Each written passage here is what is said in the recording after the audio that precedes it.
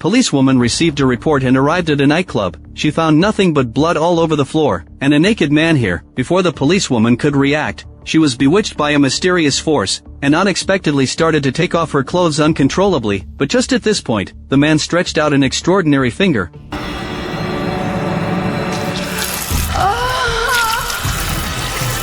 Horribly, the policewoman remained immersed in pleasure until her death. The man is named Baal, an evil god who crawled out of hell. Now with a human skin, he could finally walk openly in the human world. Meanwhile, the ghost hunting team that caused all this was still immersed in the joy of victory. At the end of the first season, the ghost hunting team and Ruby took charge of the Necronomicon and the magical Kandarian dagger respectively, and they made an agreement that humans and evil spirits would never interfere with each other. Now, time flies, and 30 years had passed. Ash and his two companions, Kelly and Pablo, had all become ghost hunting heroes, and were immersed in partying and revelry all day long. Ruby, on the other hand, used the Necronomicon to manage those evil spirits from hell, but without the Kandarian dagger for protection, her evil ghost children gradually developed rebellious thoughts. Now they actually wanted to seize the Necronomicon and provoke a war again. Because Ruby had nurtured these ghost children, her strength had greatly diminished, and she was no match for them at all. Helplessly, Ruby could only seek help from Ash, who was thousands of miles away. She turned the Necronomicon to the page that recorded Ash,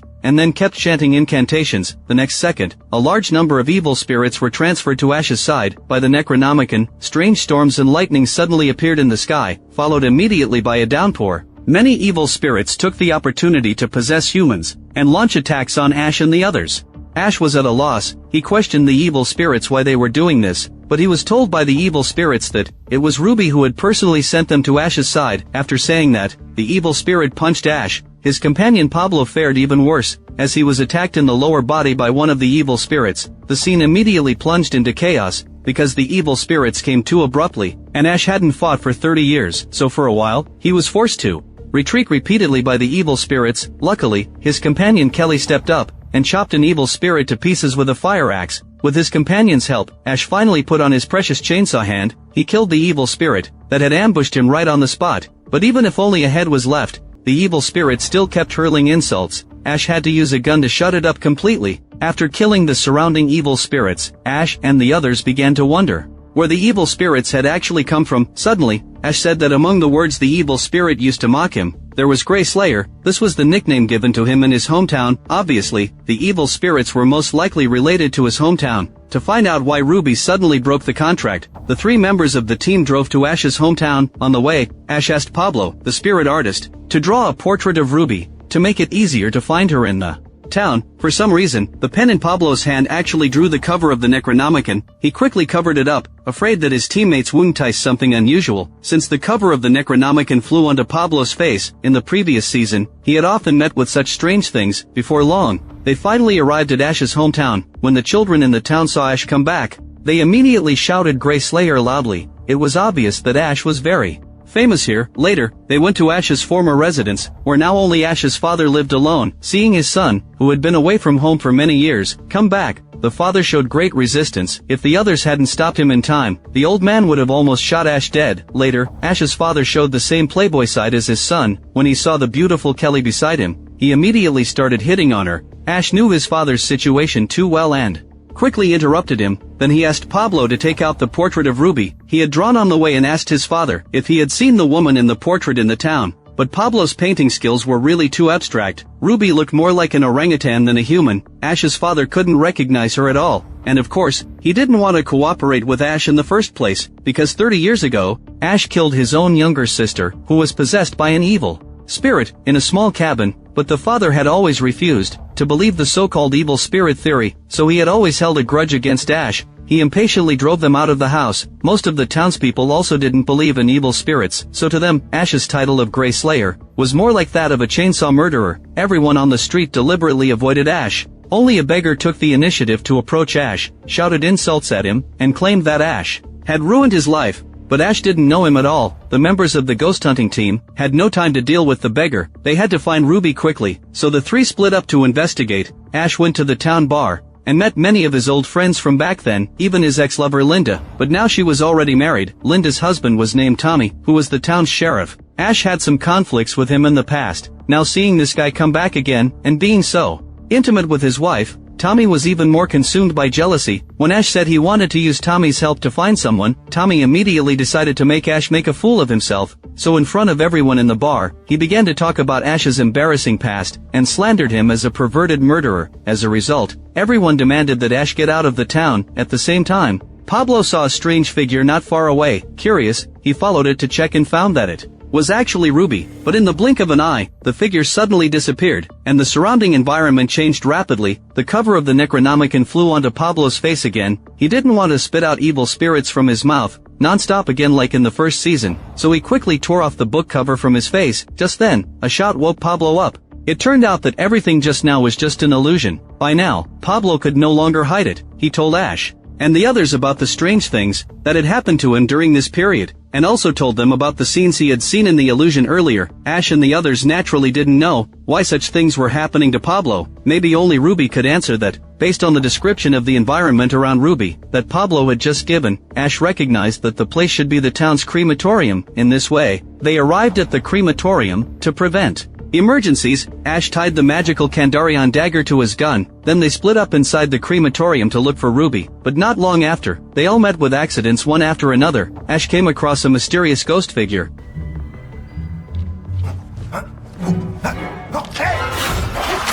Ash was caught off guard by the ghost figure's attack. Luckily, he had a lot of weapons on him, and also had the Kandarian dagger. The evil ghost realized the situation was bad, and immediately chose to retreat. By contrast, Pablo and the others weren't so lucky. The evil ghost suddenly launched a surprise attack from the corner, and dragged Kelly into the darkness. Pablo was about to go over to rescue her, when he met with another ghost. He knew he was no match for it at all, and even had nowhere to run. He could only hold his amulet and pray. The ghost seemed completely unable to see Pablo holding the amulet, so it had to take the initiative to let Pablo go. On the other side, Kelly, who had been dragged into the darkness by the ghost, saw another version of herself in a pool of blood. Before she could react, the other version grabbed her by the neck. Just as Kelly was about to suffocate, the surrounding environment changed again. Everything just now was an illusion, and it was Kelly herself who was grabbing her own neck. The more Kelly thought about it, the angrier she became. She immediately picked up a submachine gun and fired at the surroundings, but unexpectedly triggered a new incident. Blood quickly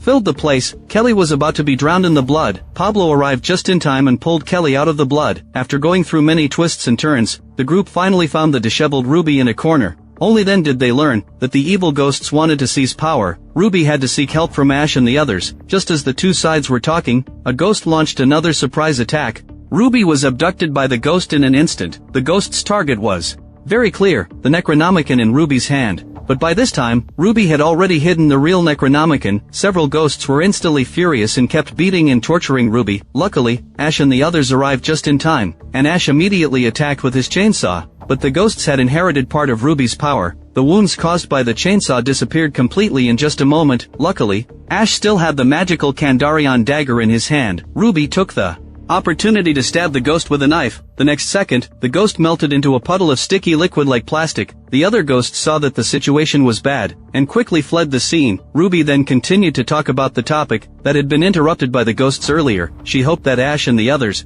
could help send all these ghost children back to hell. In this way, the ghost hunting team set out again, and Ruby, the main villain of the first season, also joined them. The four of them went back to Ash's father's house, planning to stay here for a few days, but the father firmly refused. The father and son immediately got into a fierce argument. After a tortuous process, they finally managed to persuade Ash's father. Ruby told Ash and the others that the ghosts were getting stronger as time passed, and must be dealt with as soon as possible. Ash believed that they needed to find the Necronomicon first, before they could take the next step. Ruby said she had hidden the Necronomicon in one of the corpses in the mortuary. After all, only dead flesh could block the ghost's ability to sense the Necronomicon. At the same time, inside the mortuary, a forensic doctor was about to dissect a corpse, but under the influence of the Necronomicon, the surrounding corpses all mutated one after another. The forensic doctor was immediately killed by the corpses. After hearing Ruby's story, Ash planned to set off immediately, but Kelly thought there was something wrong with Ruby's story. After all, as the main villain of the first season, Ruby had an immortal body, and strength close to that of a demon. Theoretically, she shouldn't be unable to deal with those few ghosts. Kelly believed that all this was likely a trap set by Ruby. For this reason, she left the Kandarian dagger to Pablo, and asked him to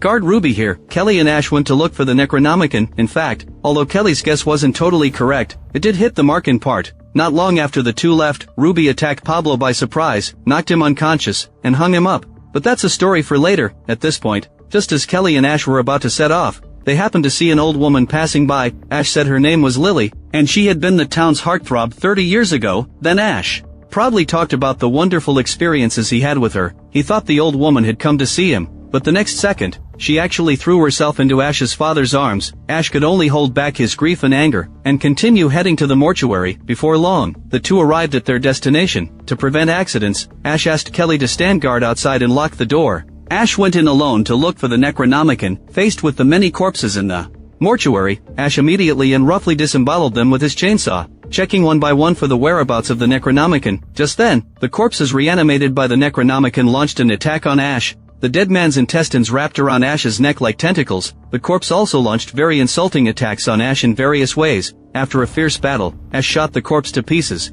and took out the Necronomicon from inside, but the liquid inside the corpse, mixed with blood, splattered all over Ash, so much so that when he came out of the mortuary, Kelly couldn't help but step back a few steps, when she smelled the strong stench. But Ash didn't have time to care about that now. He had accidentally seen Lily's corpse while fighting in the mortuary just now. If nothing went wrong, the one who had gone to see Ash's father earlier was a shapeshifted evil spirit. Kelly and Ash quickly went back to their residence. At the same time, Ash's father still didn't know that the woman beside him was an evil spirit. He was just about to have an in-depth conversation with her, when he suddenly heard a commotion coming from the roof. It was the sound of Ruby attacking Pablo by surprise. The evil spirit Lily heard the sound from upstairs, and thought it was Ash coming back. She immediately sent the old man away, revealed her evil spirit form, and went upstairs. At this point, the real Ash was rushing to the residence. He even almost knocked down two gangsters on the way. Pablo was hung in the air by Ruby. Ruby claimed that Pablo was a prophet who could foresee the future, so Pablo had to be wiped out. The next second, Lily's nails turned into demonic claws, and slit Pablo's throat on the spot, but the surrounding environment changed again. It turned out that everything just now was still Pablo's illusion. Even so, he was still full of vigilance towards Ruby in front of him, and immediately planned to escape from the room. But he just happened to bump into the evil spirit Lily, who was arriving. Ruby immediately got into a fierce fight with the evil spirit. With the help of the Kandarian dagger, Ruby easily controlled Lily. By the time Ash and the others arrived, Ruby had already decapitated Lily. Pablo immediately told everyone about the illusion he had just seen. Ruby said right away that what he had seen was the evil god ball, and guessed that the ghosts wanted to snatch the Necronomicon to summon the evil god ball from hell. After all, in a sense, all the ghosts were Baal's offspring. Ruby immediately asked Ash for the Necronomicon, claiming to look for a way to deal with Baal, but Ash said the book was still in his car. Just then, the sound of a car starting suddenly came from outside the house. It turned out that the two gangsters who Ash had almost knocked down earlier had stolen the car with the Necronomicon in it. Ash hurried out to chase them,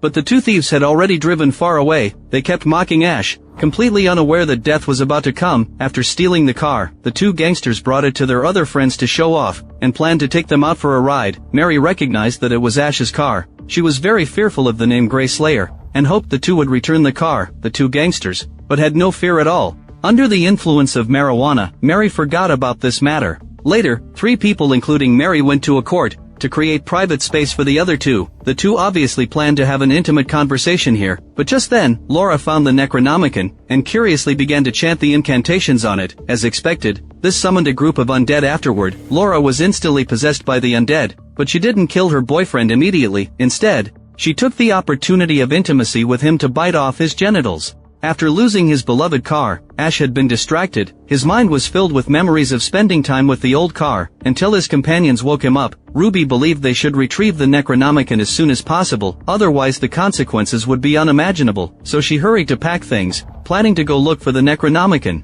But the feeling of being ordered around by Ruby made Ash very annoyed. He refused to cooperate with Ruby and the others. Instead, he planned to look for the gangsters in his own way. Later, Ash went to the town bar with a recipe. The bartender was Ash's good friend. Later, Ash asked the bartender to make a special drink. According to the recipe, Ash named it pink grass. After drinking it, one would experience all kinds of wonderful hallucinations, and even Kelly spoke highly of it after drinking. Ash asked the bartender to make a large amount of pink grass. According to the recipe, he claimed he was going to hold a grand party here. Ruby and the others were very confused by Ash's sudden idea. Ash explained that gangsters loved attending parties most, So long as he held a party here, the gangsters would walk right into the trap. Upon hearing this, Ruby and the others all agreed that this was a good idea, but the plan was doomed to fail. On the other side, Mary and the others waited in the court for a long time, before returning to the car to check on the situation, only to find the car's back seat covered with blood, and the two people already gone. The three immediately realized something was wrong and hurried to search around. Just then, a figure in the distance stumbled toward them. Mary went to the driver's seat and turned on the car lights, only to find it was the man whose genitals had been bitten off. Seeing the blood gushing out from his lower body,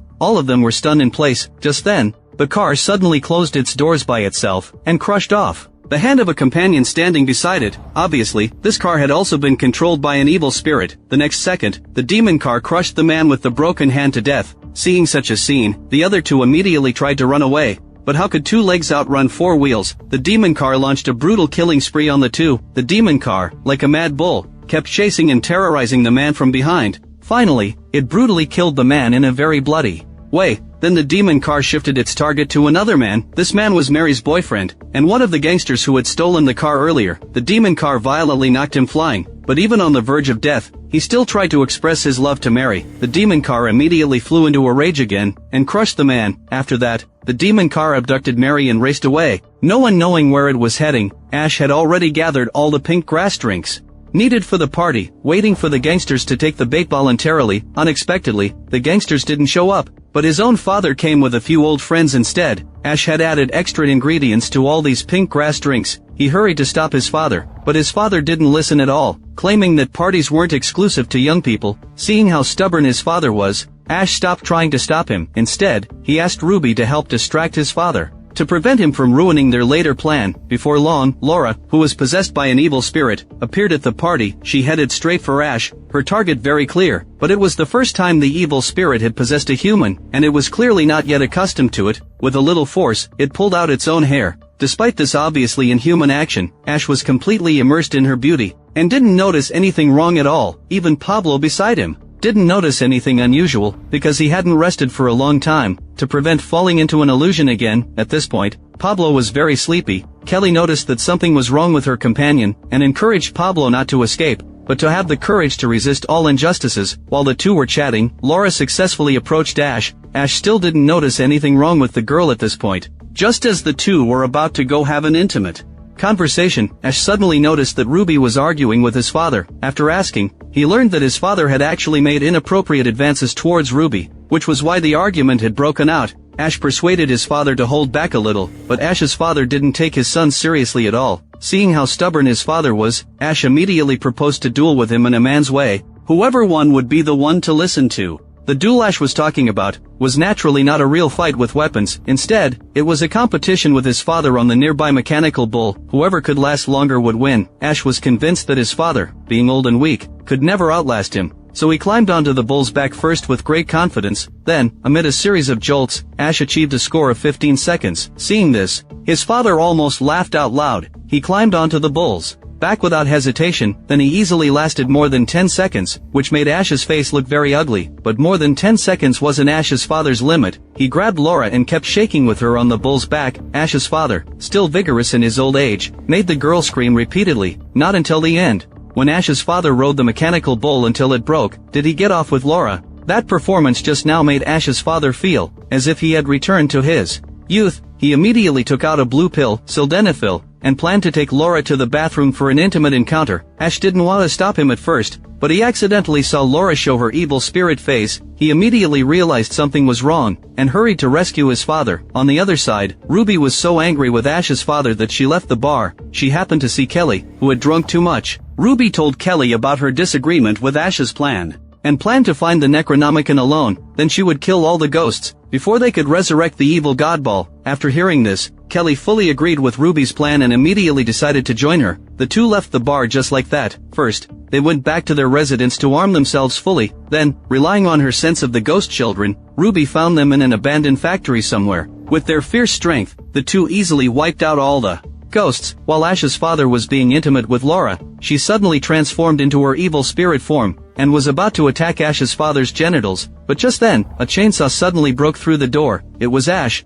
who had come to protect his father. He immediately killed the evil spirit. After experiencing such a strange incident firsthand, Ash's father finally believed that 30 years ago, his son had to kill his younger sister to kill the evil spirit. Just at this point, a man walked into the bathroom. Seeing the bloodied scene in front of him, he screamed loudly and fled the bathroom. He claimed that Ash was going crazy again. Upon hearing this, everyone fled the bar one after another. Ash's father chased after the crowd, trying to explain to them that his son was a great hero, a warrior who killed evil spirits. But no one was willing to believe this. Ash looked at his father's lonely back and didn't say much, for he had experienced this kind of misunderstanding countless times over the past 30 years. At this point, the estrangement between the father and son that had lasted for more than 30 years finally dissipated. Ash's father immediately planned to tell his son a secret about his background, but just as he was about to say the most important part, he was hit by a car and sent flying. It was exactly the demon car. Ash hurried over to check on his father's condition. As expected, his father had no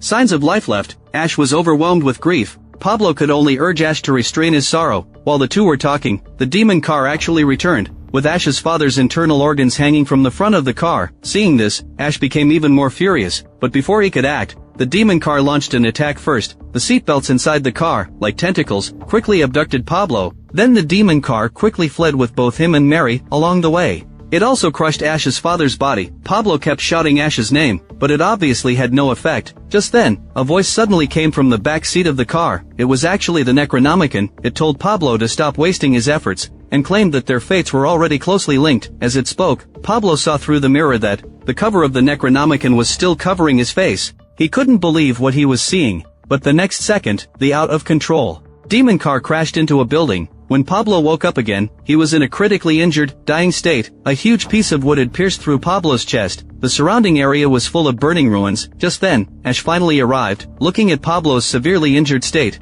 Ash planned to pull out the wooden stick, but because it was stuck too tightly, Ash actually stepped on Pablo's back, kicked hard, and pulled out the wood. This method was very effective, and Ash finally pulled out the stick. With only half a breath left, Pablo actually stood up. Ash breathed a slight sigh of relief at this point, and persuaded Pablo to go back to sleep, saying that everything would be fine by tomorrow. As he spoke, Ash helped Pablo to the trunk of the demon car, and told Pablo to get in quickly. Pablo sensed something was wrong with this unusual situation. He was about to ask, but noticed Ash's serious expression. Pablo realized that this was definitely not the real Ash. Sure enough, the surrounding environment changed again the next second. Everything just now was still Pablo's illusion. He and Mary were still locked in the demon car, and Ash was still chasing them in a car behind. As for where he got the car, he had actually borrowed it from the bartender. When he was about to catch up with the evil spirit's car, Ash resolutely shot at the car ahead. This immediately woke the bartender up, and he hurried to stop Ash, thinking that his companions were in danger.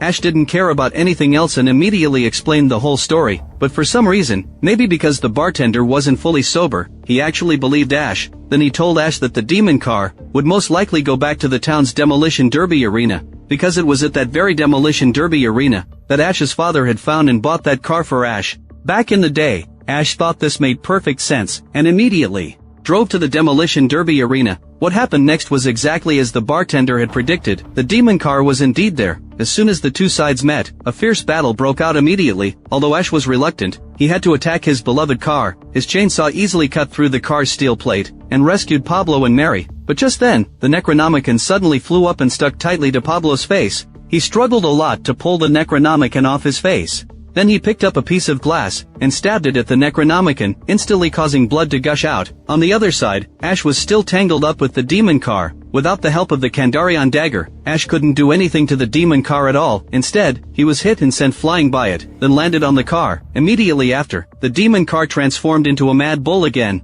and jolted up and down continuously. Just then, Ash actually saw the spirit of his father, who taught him how to ride the mechanical bull. Under his father's on-site guidance, Ash finally didn't get thrown off. The Necronomicon begged for mercy, telling Pablo to quickly chant the incantation, and send it back to hell. Then the Necronomicon spat out a note on its own, which recorded the incantation to send it back to hell. Although Pablo was a little skeptical, when he saw that Ash was about to hold on no longer, he still picked up the note and chanted the incantation on it. The next second, the demon car suddenly stopped, and the trunk opened, revealing a hellish passage inside. According to the Necronomicon, as long as it was thrown into the passage, it would return to hell. after hesitating for a moment, Ash and the other person finally decided to throw the Necronomicon into hell. Immediately after, the hellish passage in the trunk closed, and everything seemed to return to calm. Without the Necronomicon, there would be no more evil spirits invading the human world, but Ash and the others didn't see that after they left, a huge evil spirit broke through the trunk, and broke into the human world. It was the evil God Ball. Because Ash had killed Laura in the bar earlier, and other townspeople had seen it, they all chose to call the police. The female police officer immediately arrived at the scene to investigate, looking at the bloodstains around.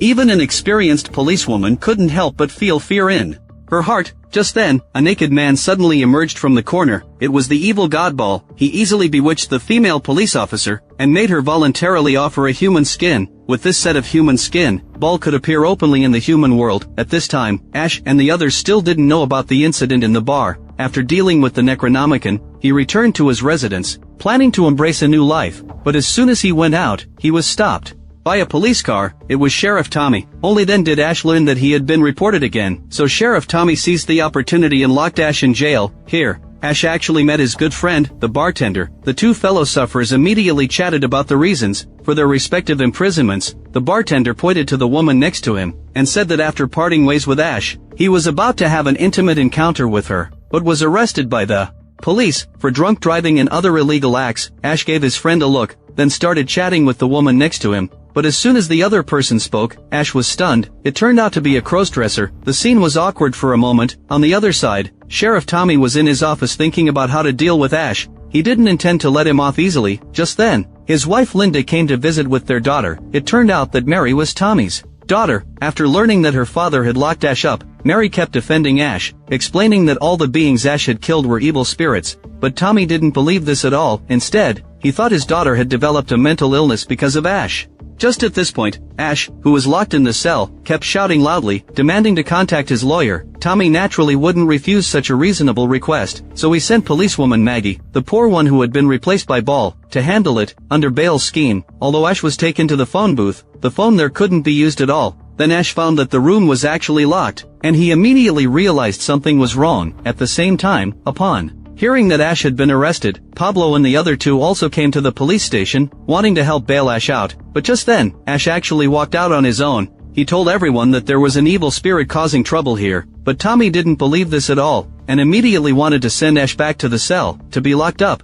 But the next second, the whole police station suddenly fell into darkness. As if there was a problem with the power system, Tommy told everyone not to panic, then planned to organize people to go and check. Just then, a set of human skin suddenly flew onto Ash's face, and Tommy recognized that it belonged to policewoman Maggie. He was instantly stunned in place. Tommy was convinced that Ash was behind all this, so he pulled out his pistol and was about to kill Ash. Ruby quickly grabbed Tommy's pistol away. Ruby had guessed the identity of the evil spirit through this set of human skin, and she told everyone all the information she knew about the evil God Ball. Given that Ball was very good at hiding, everyone present might be Ball in disguise, and the only thing that could deal with him was the magical Kandarian dagger, which had been confiscated as evidence and taken to the police station's evidence room not long ago. So Ruby and a black policewoman went to the evidence room to look for the Kandarian dagger, while the others stayed where they were to avoid being ambushed by Ball. Unexpectedly, Ruby and the black policewoman were ambushed by Ball. In the evidence room, the iron door closed instantly, trapping the two of them inside. Luckily, Ruby had the Kandarian dagger in her hand,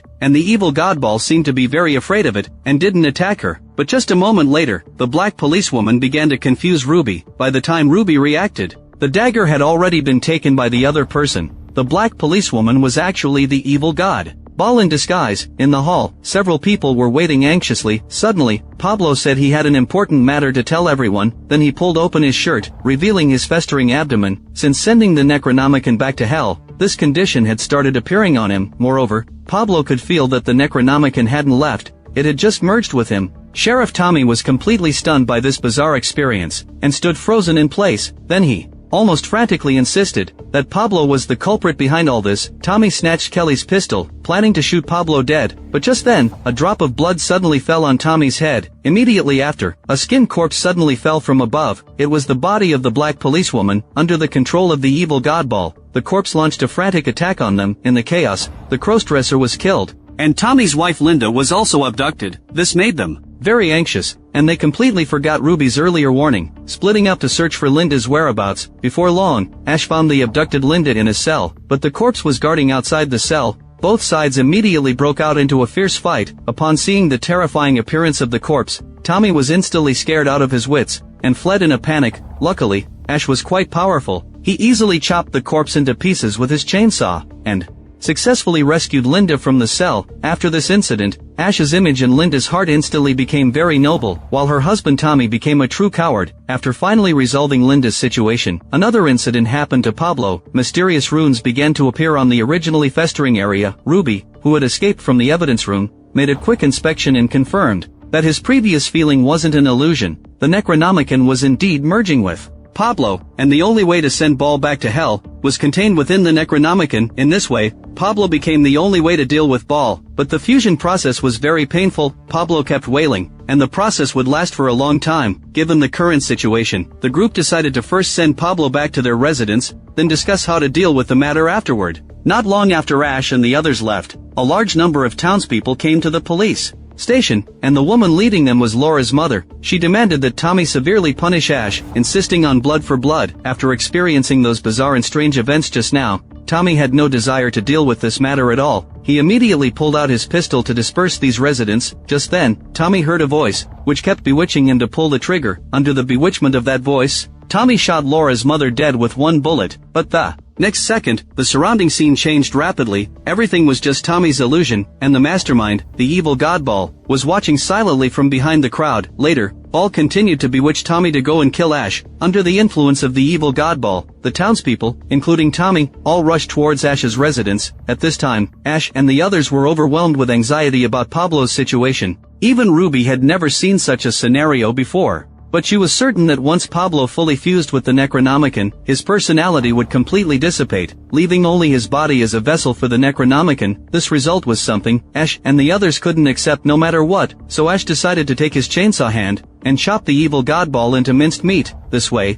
Pablo wouldn't need to become the vessel for the Necronomicon. But now they couldn't even find Bale's location, let alone get rid of him. Ash took out a pet tracker and said that he would let Ball kidnap him at that time. This way, they could find Bale's hiding place. Ruby and the others naturally couldn't agree to such a risky plan. Later, Ruby proposed her own method. She planned to speed up the fusion process between the Necronomicon and Pablo. This way, more runes would appear, and they could find the rune that could send Ball back to hell from them. After that, they could end the fusion. But this method also had too many uncertainties. It was very likely that before they could reach that step, Pablo would be completely controlled by the Necronomicon first. While the group was arguing endlessly, Tommy arrived outside the house with many townspeople. Tommy demanded that they hand over Ash, otherwise they would break in by force. Upon hearing this, Linda immediately spoke up to stop her husband, claiming that Ash was saving the world. But Tommy had already been bewitched by the evil god Ball, and couldn't listen to any of his wife's persuasion at all. In the deadlock between the two sides, Kelly pulled out her gun and fired around outside. Weapons were more effective than words. The crowd immediately scattered and fled. During this time, Ruby took Pablo to the second floor, and then used salt to set up a magic circle. Pablo was placed in the middle, and then Ruby kept chanting mysterious incantations. Stimulated by Ruby's incantations, the Necronomicon was rapidly fusing with Pablo, but Ruby noticed that the runes on Pablo's body had suddenly stopped appearing for no reason. After inspection, it turned out that Pablo's amulet could actually suppress the Necronomicon. Thus, the uncertainty in Ruby's plan was completely eliminated. If the situation went bad later, she could immediately put the amulet on Pablo. With this safety measure, Ruby could cast spells more boldly. Before long, Pablo's body was covered with all kinds of mysterious runes, but Ruby didn't seem to notice that her stimulation had caused the Necronomicon to summon a group of evil spirits to guard it. As a result, the outside became more and more chaotic, and an evil spirit even broke into the house. Ash followed the trail to his sister Cheryl's room, only to see his good friend, the bartender, holding his sister's photos and clothes, doing who knows what. When he saw Ash suddenly come in, the bartender was obviously startled. Ash questioned why the bartender was here, but the bartender kept avoiding the question. Neither of them noticed that blood had suddenly begun to stream down from Cheryl's portrait. Not long after, a woman suddenly walked out of Cheryl's room. Ash froze in place the moment he saw her appearance, because the woman was Cheryl herself. Even though 30 years had passed, Cheryl still looked the same as she did all those years ago. Ash knew that the woman must be an evil spirit in disguise, but he couldn't bring himself to attack her no matter what. When the bartender saw Cheryl, The feelings he had suppressed for many years surged up again, and he kept expressing his love to her. Seeing how sincere he was, the evil spirit immediately dragged the bartender back into the room, planning to have an intimate encounter with him. But the moment he saw the evil spirit's true appearance, the admiration in his heart was instantly extinguished. Luckily, Ash acted in time. He used his chainsaw to break open the door and rescued the bartender. At the same time, the townspeople returned. They took guns from their homes and immediately opened fire wildly at the house. Ruby was unluckily shot and injured. Luckily, Pablo finally condensed the last rune, and everyone learned the way to deal with Ball. The evil spirit took on his sister's appearance, making Ash unable to bring himself to attack. As a result, neither side could win for a long time. The evil spirit was obviously getting anxious. It took the opportunity to grab the bartender and demanded that Ash surrender immediately. The bartender had been Ash's only good friend all these years, so Ash would never give him up. But Ash also couldn't let the evil spirit do as it pleased. He tried to persuade it, but instead enraged the evil spirit, which killed the bartender on the spot. Ash flew into a rage instantly and beat the evil spirit violently. The two fought all the way outside the house. When the townspeople saw Cheryl suddenly flying out, and Ash covered in blood, they subconsciously raised their guns and aimed at Ash. Ash tried to explain to everyone that Cheryl was an evil spirit in disguise. The townspeople didn't believe in such ghostly tales at all. It wasn't until the evil spirit began to slaughter them that these people panicked and realized Ash was telling the truth. They kept shooting at the evil spirit, but couldn't get rid of it at all. In the end, it was still Ash who used his chainsaw hand to kill the evil spirit disguised as Cheryl. After this incident, everyone realized they had wronged Ash before, and kept shouting that he was a great hero. But just then, Sheriff Tommy attacked Ash from behind. Then, a human, disguised by the evil Godball, launched an attack from the other side. In this way, Ash was abducted by the evil Godball. When Ash woke up again, he was in an abandoned hospital. He was wearing a patient gown, and a sketch of the Necronomicon was pasted beside the bed. Ash was confused by everything in front of him, and had no idea what had happened. Just then, a man dressed as a doctor walked in. He introduced himself as Pick, Ash's attending physician. According to Pick, Ash had been suffering from severe mental illness, and had been detained in this hospital since 30 years ago. His condition had shown signs of worsening recently. Ash naturally didn't believe anything Pick said. He talked about many things that he thought could prove his experiences over the past 30 years weren't illusions, but Pick refuted them one by one. The companions in Ash's fantasies were actually all hospital staff. Those evil spirits were just excuses Ash made for his own episodes. Even his so-called chainsaw hand was just a fantasy. After Ash lost his right hand, Pick's words completely enraged Ash. He grabbed Pick by the neck and told him to stop talking. Seeing that the situation was bad, Pick immediately injected a sedative into Ash. Then he called medical staff to increase the dosage for Ash. The nurse even looked like Ruby. Ash kept shouting her name, but the person didn't respond at all. Later, Dr. Pick gave Ash a plush toy to keep him from being so lonely. The next second, the plush toy took the initiative to attach itself to Ash's right hand and then started talking to him. Ash was very sure that he didn't know any ventriloquism. The plush toy kept telling Ash that everything before was just his illusion, and that Pablo didn't exist at all. Seeing that Ash seemed to really believe it, Dr. Pick showed a smile of triumph, and revealed his true form as the evil Godball. Ash couldn't accept it. He finally managed to throw off the toy, and fled to another ward. Here, he saw a woman huddled in the corner with disheveled hair. When Ash saw her face clearly, he was shocked, because she looked exactly like Kelly. But just like Ruby, she didn't know Ash at all, and had no memory of the ghost hunting operations Ash mentioned. At this point, Ash began to waver, wondering if everything was really just an illusion. Just then, Kelly suddenly screamed and broke her own fingers. A doctor rushed in to stop her in time. Ash noticed that the doctor looked exactly like Pablo, but the doctor also didn't know Ash at all. And just then, the scene in front of Ash suddenly changed. The crazy woman took on a different appearance. Ash had no idea why this was happening. Just then, Dr. Pick came to Ash's side and claimed that his condition was very serious, and that more aggressive treatment was needed. Later, Ash was tied to a hospital bed by him, with many wires connected to his body.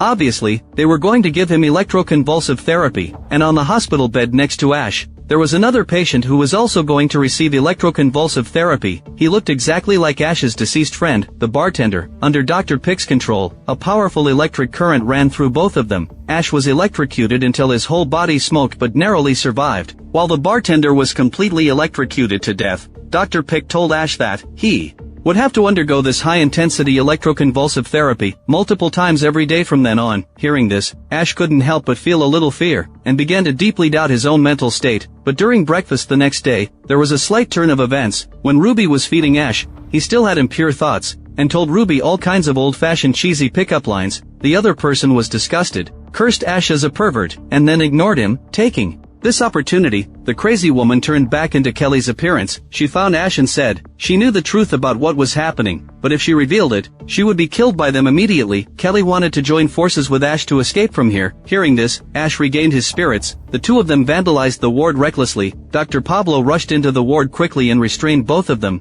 and Ash took the opportunity to steal Pablo's access card. According to Ash and Kelly's plan, they would use the access card to secretly escape from the mental hospital that night. Night fell quickly, and Ash and Kelly acted immediately, but when they used the access card to open the door, they found that the gate couldn't be opened at all, and for some reason, it triggered the hospital's alarm. Ash immediately fell into a panic. Before he could figure out how to get out of the current predicament, he suddenly heard a scream from behind. Kelly had actually killed Pablo. Ash questioned why she did that. After all, Pablo was their companion. But Kelly said she didn't know Pablo at all. Before she could finish speaking, Kelly attacked Ash again. When the medical staff arrived, Kelly had no signs of life left. Ash stared blankly at the two corpses in front of him. Somehow, both of them had changed into other appearances, and they weren't Kelly and Pablo at all. The medical staff next to him didn't give Ash any chance to explain, and immediately stunned him with an electric baton. When Ash woke up again, he was tied up, and there was a screen in front of him, playing the video of him killing people earlier. Dr. Pick stood beside him and told Ash that his current mental state was very bad, and that he must be transferred to another hospital immediately, otherwise, his condition would continue to worsen. After going through so many strange events, Ash began to doubt whether he really had a mental illness, so he agreed to Dr. Pick's proposal of transferring to another hospital. Just then, Tommy's wife Linda came to the hospital to visit Ash. Facing this former lover, Ash clung to his last glimmer of hope and asked whether his experiences over the past 30 years were all illusory. Linda hesitated for a long time, and finally told Ash that he had indeed been detained for 30 years. Upon hearing this answer, Ash's world seemed to collapse, but what he didn't know was that all this was actually a conspiracy of the evil Godball. He held Tommy and Linda's daughter hostage, demanding that the two cooperate to confuse Ash, otherwise, he would kill Mary. That was why Linda had said those words earlier. Dr. Pick, who was Ball in disguise, saw that Ash had completely fallen into confusion, so he took the opportunity to brainwash him. It was at this time that Ball revealed his true purpose. Dr. Pick ordered Ash to destroy the Necronomicon. At the same time, the real Pablo and the other two had just arrived at this abandoned hospital. The reason they were able to find this place was thanks to Ash's previous unreliable plan. He had actually been carrying the pet tracker with him all along. The group immediately rushed into the mental hospital to rescue the trapped Ash. The environment inside the abandoned hospital was very complicated. After getting lost, they met Sheriff Tommy. Tommy took the initiative to explain the evil God Bale's conspiracy to them. It turned out that just now, Tommy and his wife had gone to Ball to ask him to keep his previous promise, but Ball actually went back on his word and refused to release the detained Mary. Only then did Tommy make up his mind to oppose Ball. With the help of the others, Tommy found his daughter Mary at the end of the corridor, but the next second, Mary turned into an evil spirit. Obviously, she had been possessed. Pablo was caught off guard and controlled by the evil spirit. Seeing that Pablo was about to be strangled to death, Kelly was about to shoot and kill the evil spirit, but was stopped by Sheriff Tommy. Tommy believed his daughter could still be saved, and the evil spirit took the opportunity to pretend to be pitiful. Tommy didn't realize it was a trick, and even thought his daughter had recovered. Without Tommy's interference, Kelly would naturally not hold back at all. In just a moment, she killed the evil spirit disguised as Mary. Kelly and the others started searching for Ash separately again. This time, they found a disheveled crazy woman in another room. She was exactly the woman Ash had mistakenly taken for Kelly in his illusion earlier, but at this point, the woman wasn't long for this world. Kelly and the others didn't stay long, and continued to search for Ash. Finally, they found the ward where Ash was imprisoned, but Ash was already gone. Only the plush toy was left there. At first, Kelly even thought the toy was very cute, and didn't see it as a threat at all. But the next second, the ward door suddenly closed. The plush toy came to life again, and appeared on Kelly's right hand. Girl, you're the one with your handle up in my puppet pooper. You want me to return the favor?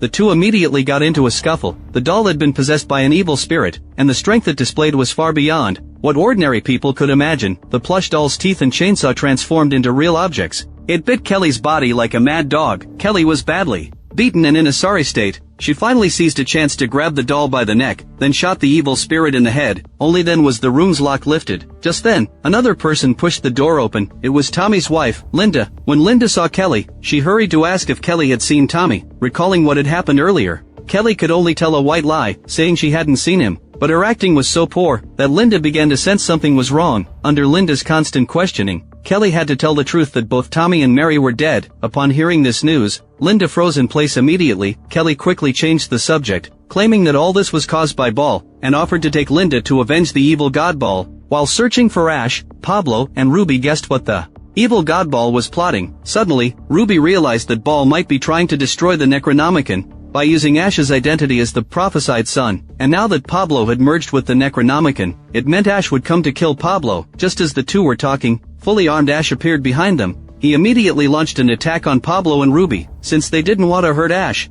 Pablo and Ruby didn't fight back. They only kept running and hiding. During this chase, Ruby and Pablo hid in a cabinet. Pablo immediately began talking about his plans to open a small shop and start a family. After resolving all this, if nothing goes wrong, something will go wrong soon. Sure enough, Ash found their hiding place and attacked them again. Pablo was immediately overpowered by Ash, but instead of killing Pablo, Ash dragged him into the operating room and tied him up with iron chains. It was the same binding method Ruby had used earlier. Coincidentally, Kelly and Linda were near the operating room at this point. They heard Pablo's shouts and hurried over to check. When Pablo saw his companions had really come, he hurried to tell them that Ash had been controlled by the evil god Ball, and that they should run away quickly. But before Kelly and Linda could act, the evil god Ball blocked their way from behind. Then he knocked Kelly and Linda flying. Ball, disguised as Dr. Pick, urged Ash to act quickly, claiming that only by killing Pablo could Ash's sanity return. Ash activated his chainsaw hand again. Just as Ball was watching everything in satisfaction, Ash actually cut the chains binding Pablo, then took the initiative to help his companion up. It was clear he hadn't been brainwashed by Ball at all. Ash proudly announced to everyone that everything was part of his plan. For a moment, everyone including Ball was shocked. Ash, this guy who only had muscles but no brains, actually had a plan. Looking at their shocked faces, Ash mentioned the pet tracker he had with him earlier again. Ash claimed he had let Ball capture him on purpose, then pretended to be brainwashed to lure Ball here. Kelly never thought Ash would actually carry out the plan, and even succeed. The evil god Ball, realizing he had been tricked by Ash, flew into a rage and vowed to tear Ash to pieces. Kelly acted quickly, smashing Bale's human skin on the spot, and forcing him to reveal his true form.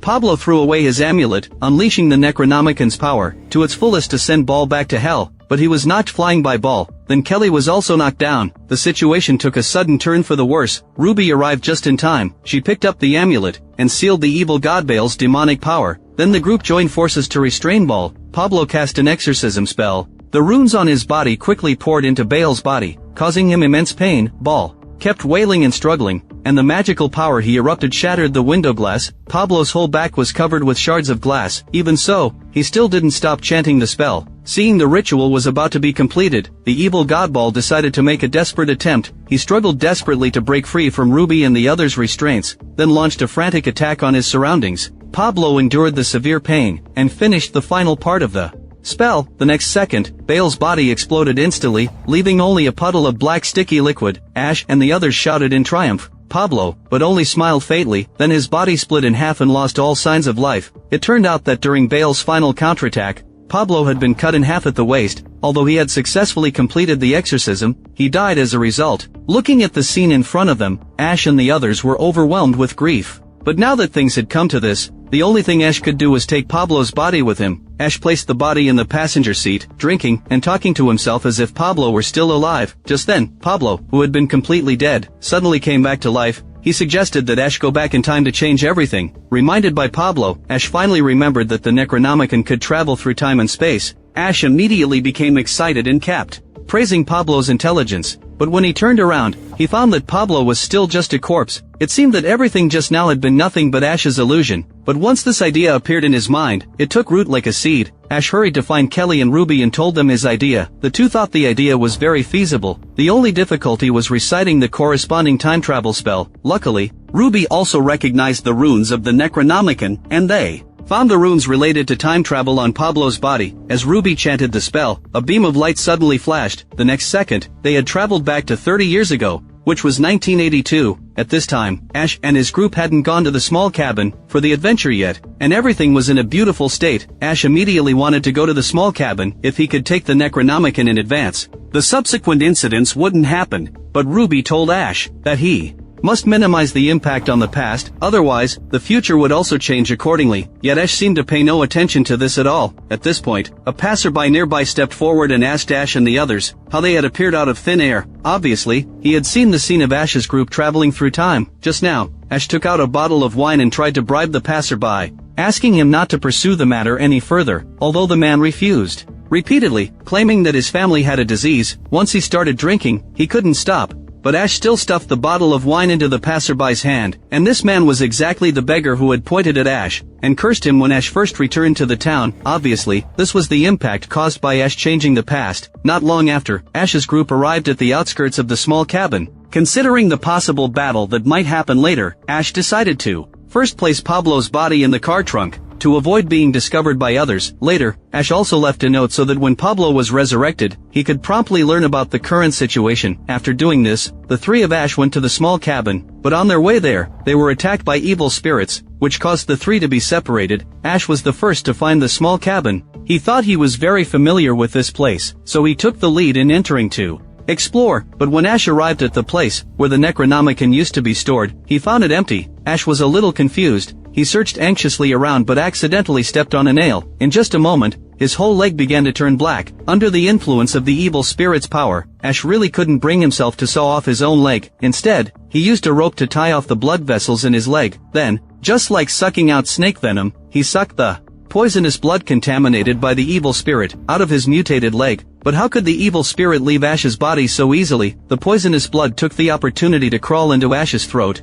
then took root and sprouted inside his body. Ash felt the evil spirit growing inside him. He immediately rushed into the kitchen, looking for various condiments like chili water and aged vinegar, trying to force the evil spirit out of his body, although such things were indeed a great challenge to a person's taste buds. But for the evil spirit, they were just trivial minor injuries. Seeing that he still couldn't get rid of the evil spirit, Ash immediately hardened his heart and poured hot water into his mouth. The evil spirit couldn't stand the hot water, and crawled out of Ash's mouth while wailing. Ash immediately picked up the pan beside him, and killed the evil spirit. Before Ash could catch his breath, he suddenly heard waves of cries for help coming from the basement. He heightened his vigilance again and cautiously entered to check, only to find an imprisoned old woman inside. Ash had also seen this scene 30 years ago. At that time, the old woman told Ash that her husband, a professor, had accidentally obtained the Necronomicon and then imprisoned her here, to conduct various inhuman experiments. But Ash later learned that the old woman had long been controlled by an evil spirit, so this time, he wasn't deceived by her again.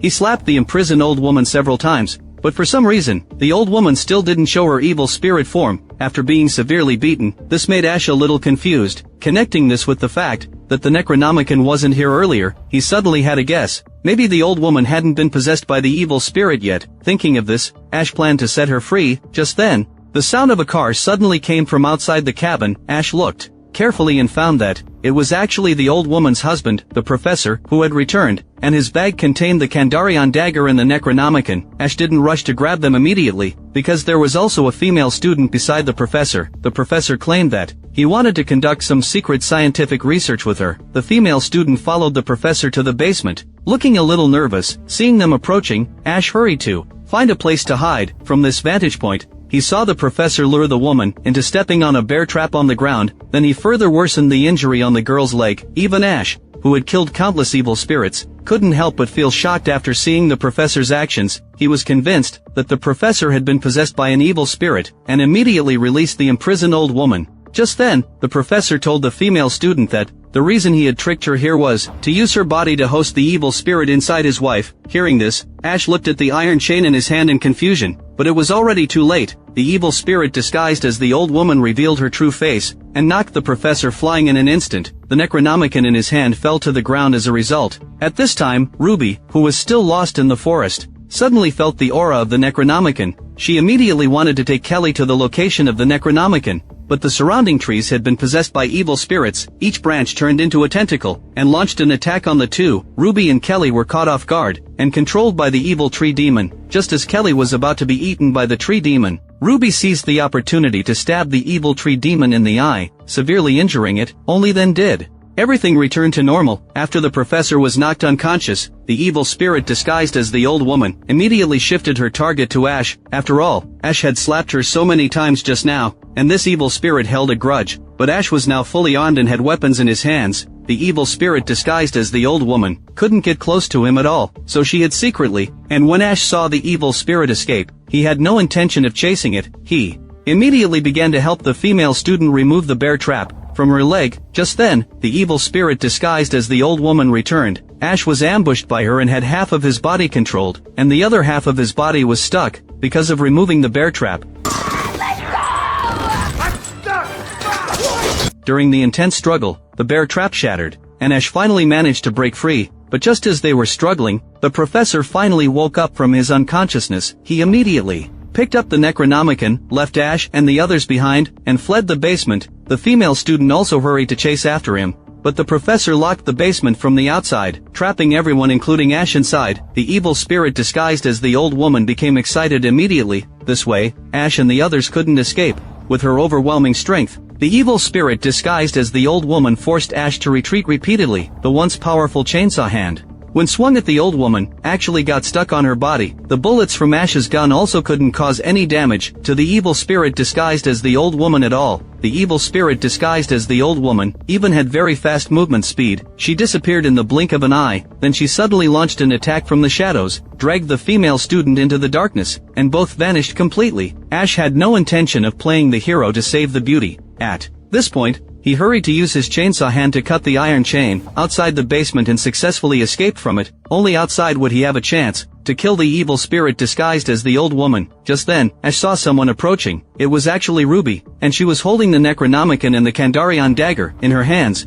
The only difference was that Ruby's hair was actually blonde. Ash couldn't help but tease her about dyeing her hair again, but Ruby seemed to not know Ash at all, and held a strong hostility towards him. Just then, the evil spirit disguised as the old woman chased after them again. Ash, distracted by talking to Ruby, was ambushed by the evil spirit. The old woman dragged him back to the basement and restrained Ash. She used the rotten flesh and corpse fluid on her body to crazily attack Ash's nostrils. Luckily, Ash successfully broke free from the evil spirit disguised as the old woman. Just then, her neck suddenly stretched and she charged towards Ash. Ash took advantage of her stretched neck, killed her with his chainsaw hand, and finally dealt with this evil spirit. But when Ash walked out of the basement, he found that there were actually two Rubus outside. One was the blonde Ruby, and the other was the familiar pink-haired Ruby. Only then did Ash realize that the blonde Ruby was from this timeline. But the first thing Ash thought of wasn't how much this would affect the future. If we all had sex right now, would it still be a threesome? Because technically you're both the same person? Upon hearing Ash's words, both Rubus were left speechless. Luckily, the pink-haired Ruby changed the subject in time. She told her past self not to use the Necronomicon to resurrect the ghost children. This would only make her lose her original immortal body. Besides, those guys would betray the blonde Ruby and then resurrect their father,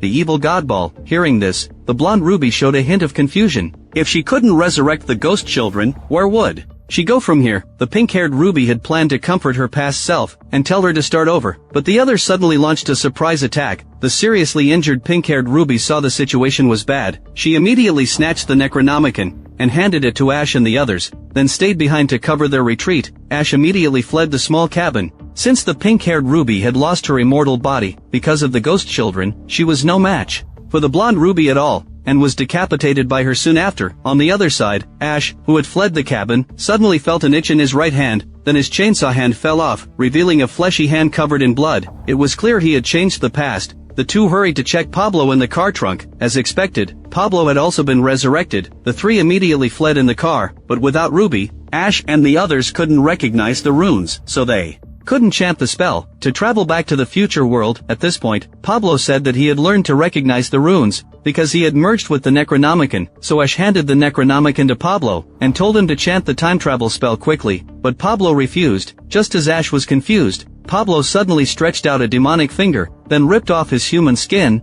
It turned out he was the evil Godball in disguise. Before Ash and the others could figure out why this was happening, they were all knocked unconscious by the evil Godball. When Ash woke up again, he had been taken to the evil God Baal's lair. Seeing Ash finally wake up, the evil Godball proudly showed off his plan. It turned out that, when Pablo had sacrificed himself to exorcise Baal earlier, Baal had actually hidden a small part of his power in Pablo's body, so even after Baal's body was destroyed, he could still survive in Pablo's body. But hiding in a corpse wasn't a wise choice. Many of Baal's abilities were restricted, so he took the opportunity, when he was alone with the drunk Ash, to cast an illusion on him, luring Ash to travel back in time and resurrect Pablo. Now he had successfully broken free. Baal swore to turn the world into a wasteland. By now, Ash had no way out, but he deeply despised the evil god Baal's methods. He claimed that, without demonic power, the evil god Baal was no match for him at all. Provoked by Ash, the evil god Baal agreed to duel him. The two agreed not to use demonic power or any other mystical forces. Ash was full of confidence and proposed setting a bet. If he won,